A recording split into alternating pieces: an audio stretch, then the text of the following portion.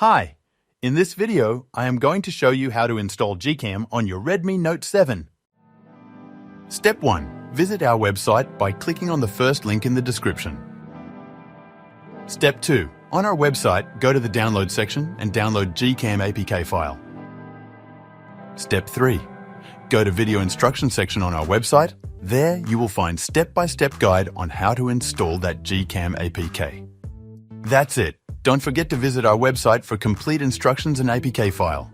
Lastly, here's some GCam versus stock camera app comparison.